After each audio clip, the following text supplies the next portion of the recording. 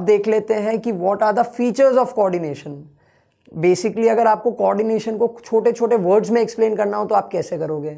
Coordination integrates group efforts. अभी हम इतनी देर से, मैं क्या बोल रहा हूँ, हम क्या पढ़ रहे हैं इतनी देर से कि कोऑर्डिनेशन क्या करता है, सारी एक्टिविटीज़ को सिंक्रोनाइज करता है, एक डायरेक्शन देता है basically.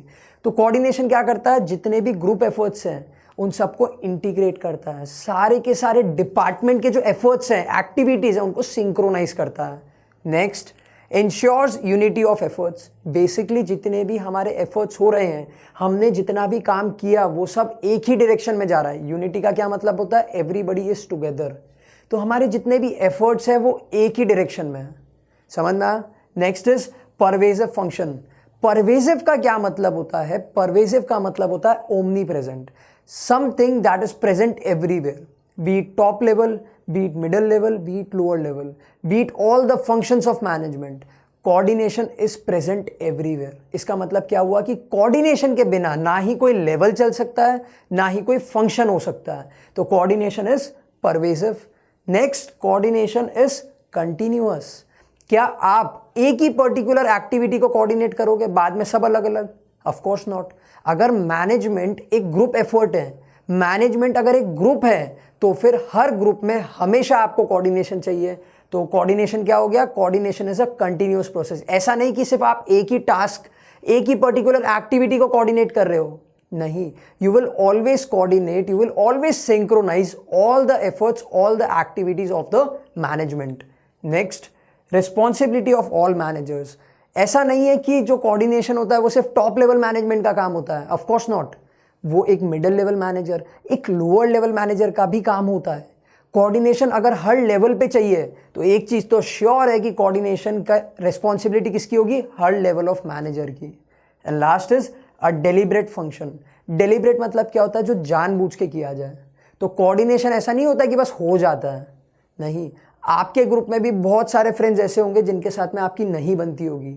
You don't like talking to them, you don't like going out with them, but similarly आपके ग्रुप में एक या दो फ्रेंड्स ऐसे भी होंगे जो हमेशा आप दोनों की सुलह करने की कोशिश करते हैं, राइट? तो वो एक डेलिब्रेट फंक्शन होता है। कोऑर्डिनेशन हमेशा याद रखना अपने आप नहीं हो जाता, कोऑर्डिनेशन जानबूझ के किया जाता है। और वो कौन करेगा?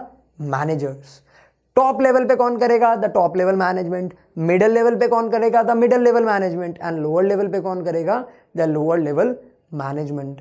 तो these were the features of coordination. और अब देख लेते हैं द इंपॉर्टेंस ऑफ कोऑर्डिनेशन, कि कोऑर्डिनेशन की क्या क्या इंपॉर्टेंस होती है। Why is coordination so important? Simple है, ग्रोथ इन साइज।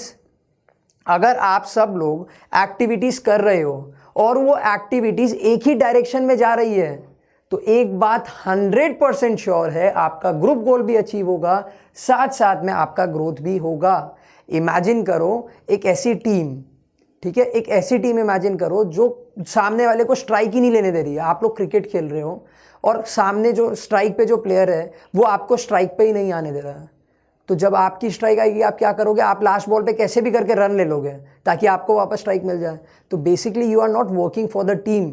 आप टीम को जिताने के लिए नहीं खेल रहे हो, आप खुद के लिए खेल रहे हो। तो आप उस टाइम पे जितने रन्स बनाओगे या आपकी टीम जितने रन स्कोर करेगी, उससे कई गुना ज़्यादा आप तब करोगे जब आप सब लोग मिलके खेलोगे। सो ग्रोथ इन साइज का क्या मतलब हुआ? आपका आउटपुट, आपका प्रोडक्शन, आपकी प्रोडक्टिविटी सब कुछ इंक्रीज होगी। कब? When you coordinate with each other. Next is functional differentiation. जैसे कि आप लोग के स्कूल में अलग अलग सब्जेक्ट के लिए अलग अलग डिपार्टमेंट्स होंगे। एसएसटी के लिए अलग एचओडी होंगे, साइंस के लिए शायद अलग एचओडी होंगे। सिमिलरली हर ऑर्गेनाइजेशन में अलग अलग डिपार्टमेंट्स होते हैं, जैसे प्रोडक्शन, मार्केटिंग, सेल्स, कंज्यूमर, अलग अलग डिपार्टमेंट्स होते हैं। अब क्या होता है ना, ये जितने भी डिपार्टमेंट्स होते हैं ना, ये अपने लिए वर्क करते हैं। प्रोडक्शन डिपार्टमेंट को सेल्स डिपार्टमेंट से कोई लेना देना नहीं होता। सिमिलरली सेल्स डिपार्टमेंट को मार्केटिंग डिपार्टमेंट से कोई लेना देना नहीं होता। तो कोऑर्डिनेशन क्यों जरूरी है? What is the importance of coordination here? To bring the unity, to bring in the synchronization of all the different departments of every organization. And finally we have specialization. देखिए, ये मेरे को आपको समझाने की जरूरत नहीं है। हर पर्सन अपने आप को ऊपर समझता है, सुप्रीम समझता है। हमारे ग्रुप में कुछ फ्रेंड्स ऐसे होंगे जो नो इट ऑल टाइप वाले होंगे कि हमें तो सब आता है। वैसे ही हर ऑर्गेनाइजेशन में कुछ स्पेशलाइज्ड लोग होते हैं जिन्हें ये लगता है कि हमसे अच्छा काम कोई नहीं कर सकता। ईगो क्लैश हो जाते हैं, या फिर आप ऐसा समझ लीजिए कि जितने भी स्पेशलाइज लोग होते हैं ना, इनको ऐसा ही लगता है कि और किसी को कोई काम नहीं आता है।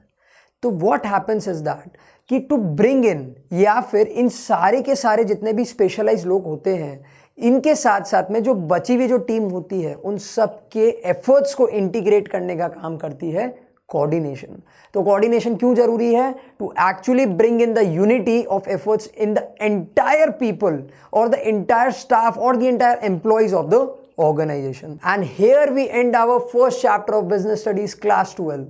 Keep watching and keep learning.